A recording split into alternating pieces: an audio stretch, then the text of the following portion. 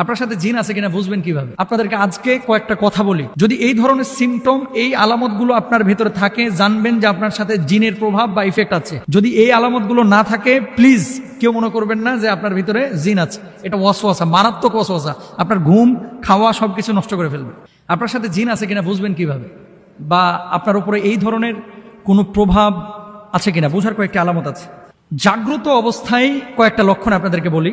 এখন শুরুতে বলি, এই আলামতগুলো যদি আপনার মধ্যে থাকে তাহলে জেনে নেবেন আপনাকে একজন প্রসিদ্ধ রাকির কাছে যাইতে হবে। রুকিয়া সেন্টার যেগুলো, আমি বলছি না হুজুরের কাছে আসেন, হুজুর এগুলো কাজ করে না। রুকিয়া সেন্টার ঢাকায় যেগুলো আছে, এই রুকিয়া সেন্টারগুলো মানে এরা স্পেশালিস্ট, এগুলো নিয়ে কাজ করে। এদের কাছে যাবেন এবং তদবির নেবেন। হার্টে ব্লক ধরা পড়ছে, আপনি যদি ডায়াবেটিসের ডাক্তারের কাছে যান, কাজ হবে? হবে না। আপনার পেটে পীড়া হয়েছে, পেটে ব্যথা, কিডনিতে পাথর হয়েছে, আপনি যদি এখন যান মনে করেন চোখের ডাক্তারের কাছে, কাজ হবে? হবে না। তো যারা রুকিয়া সেন্টারে কাজ করে এরা এগুলো নিয়ে স্পেশালিস্ট, মানে এগুলোর বিষয়ে তারা বিশেষজ্ঞ, তাদের কাছে যাবেন এবং কাজ করবেন।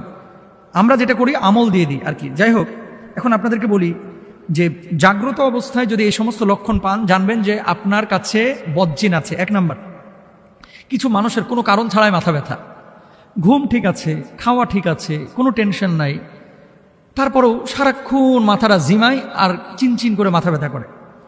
চোখ কান এগুলোর সমস্যাই না, এমনিতে মাথা ব্যথা করছে। দুই নম্বর, কিছু মানুষ দেখবেন এবাদতে মোটেও মজা পায় না, নামাজ পড়তে ভালো লাগতেছে না, জিকির আজকার ভালো লাগতেছে না, তেলাওয়াত ভালো লাগছে না, আল্লাহর প্রতি বিরূপ ধারণা আসতেছে, মানুষকে দেখলেই মেজাজ খারাপ হয়ে যাচ্ছে, আব্বাকে দেখলেও মেজাজ খারাপ হয়ে যায়, আম্মাকে দেখলেও মেজাজ খারাপ হয়ে যায়। এরকম হয় কিন্তু অনেক সময়। যদি এরকম এবাদতে বিমুখতা আসে তাহলে জেনে নেবেন যে কিছু একটা আপনার ভেতরে ঘটছে। তিন নম্বর, মেজাজ বিক্ষিপ্ত হয়ে থাকা এবং সবসময় মেজাজ একেবারে হট টেম্পারে থাকা। ভালো কথা, আপনি সালাম দিচ্ছেন, কিছু লোক দেখবেন আসসালামু আলাইকুম বলার পরে সেট করে ওঠে, কার জিনিস পাও না খালি সালাম দাও, আছে এরকম। খাবারের কথা বলতেছেন, একেবারে সেট করে ওঠে, মানে রাগে যাচ্ছে, খুব রূঢ় আচরণ করছে, উগ্র মেজাজে আচরণ করছে। 4 নম্বর। 5 নম্বর, অনেক সময় খিঁচুনি বা মৃগী রোগী যেগুলা রয়েছে, মৃগী রোগ এটা অনেকেরই রয়েছে, আর অনেকে খিঁচুনি এই যে জিনের প্রভাবে কিন্তু অনেক সময় হয়ে থাকে। 6 নম্বর, হঠাৎ অজ্ঞান হয়ে যাওয়া, গাড়িতে বসে আছে কোনো কারণ ছাড়া অজ্ঞান, দাঁড়ায় আছে কথা বলতেছে কোনো কারণ ছাড়া অজ্ঞান হয়ে যাচ্ছে, রাত্রিবেলায় দাঁড়ায় দাঁড়ায় গল্প করতেছে কোনো কারণ ছাড়া অজ্ঞান হয়ে যাচ্ছে। 7 নম্বর, শরীরের কোনো অঙ্গে সবসময় ব্যথা থাকা কিংবা বিকল হয়ে যাওয়া, অথবা ছোপ ছোপ কিছু দাগ দেখতে পাওয়া। রাত্রিবেলায় ঘুমিয়েছেন আপনি, হঠাৎ আপনার শরীরের উপর আঁচড় দিয়েছে, মনে হচ্ছে কেউ একটা খামচি দিয়েছে। ইভেন আমি নাম বললে চিনে যাবেন। আমরা যে বিদেশে সফরে যাই, অনেক সময় এমনটা হয়েছে যে আমাদের সাথী পাশের বেডে শুয়ে আছে, পাশে আমি শুয়ে আছি, সকালবেলায় দেখতেছি পায়ের এখানে কে যেন খামচায়া পুরো দাগ করে ফেলেছে, অথচ 4 স্টার মানের হোটেল, এখানে তো বিড়াল আসার কথা না, এখানে তো মশা মাছির প্রশ্ন ওঠে না, তো খামচাইলো কে? মেন কথা হচ্ছে এই ধরনের বিষয় ঘটে। শরীরে কোনো দাগ নাই, ওঠার পরে দেখতেছেন খামচানো দাগ, এগুলো কিন্তু বদজিনের আসর। দেখবেন যে এই সমস্ত ঘটনা ঘটতেছে কিনা।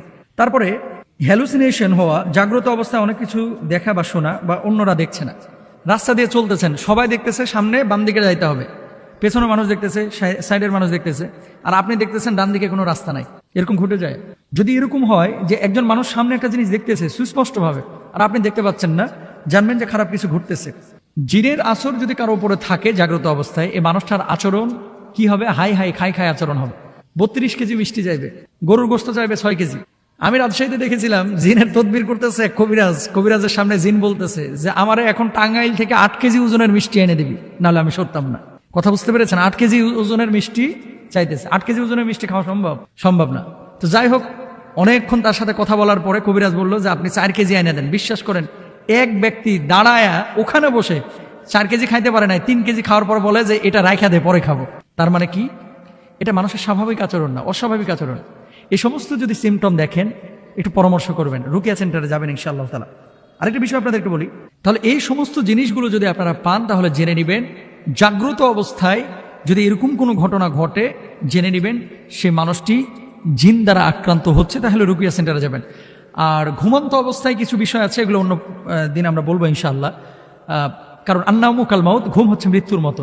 তাহলে আল্লাহ তাআলা আমাদের সবাইকে বুঝার তৌফিক দান করুন।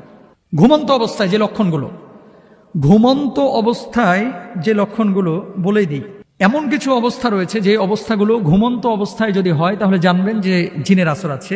1 নাম্বার, নিদ্রাহীনতা। কিছু মানুষের ডে বাই ডে শরীরটা খারাপ হয়ে যাচ্ছে এবং ঘুম আসছে না, কোনো কারণ ছাড়াই ঘুম আসে না, কোনো টেনশন নাই, কিচ্ছু নাই। 1 নাম্বার। 2 নাম্বার, উদ্বিগ্নতা, যার জন্য বারবার ঘুম ভেঙে যাওয়া, কিছুক্ষণ পর পর চমকে ওঠা। কিছু মানুষ দেখবেন ঘুমাতে গিয়েছে, বিছানার উপরে দাঁড়িয়েছে, শুয়েছে, শোয়ার পরে চোখটা বন্ধ এসেছে, আটকে উঠে, বারবার আটকে উঠছে, বারবার আটকে উঠছে।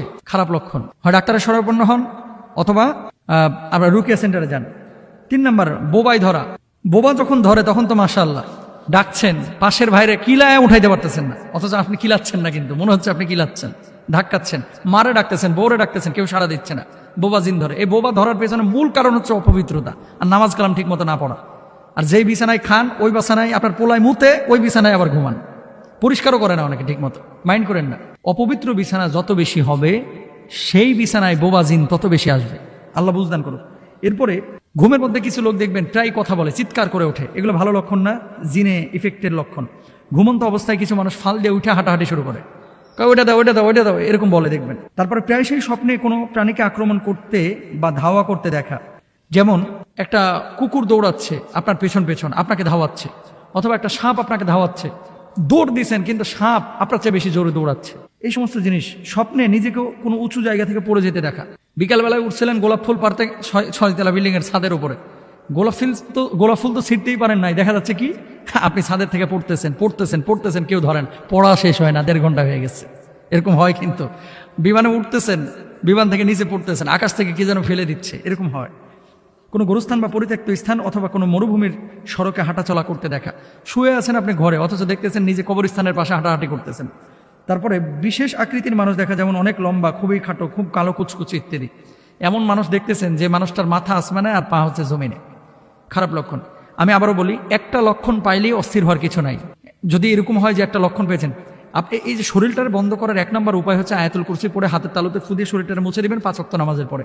চারকুল পড়বেন, আয়াতুল কুরসি পড়বেন বিসমিল্লাহ সহকারে, ফু দিয়ে শরীরটারে মুছবেন, পবিত্র বিছানায় ঘুমাবেন ইনশাআল্লাহ। পবিত্র অবস্থায় থাকলে আপনার ভিতরে এই ধরনের প্রভাব আসবে না। এরপরেও যদি এরকম অসংখ্য আলামত আপনার শরীরের মধ্যে চলে আসে, রুকিয়া সেন্টারে যাবেন, চিকিৎসা নেবেন ইনশাআল্লাহ।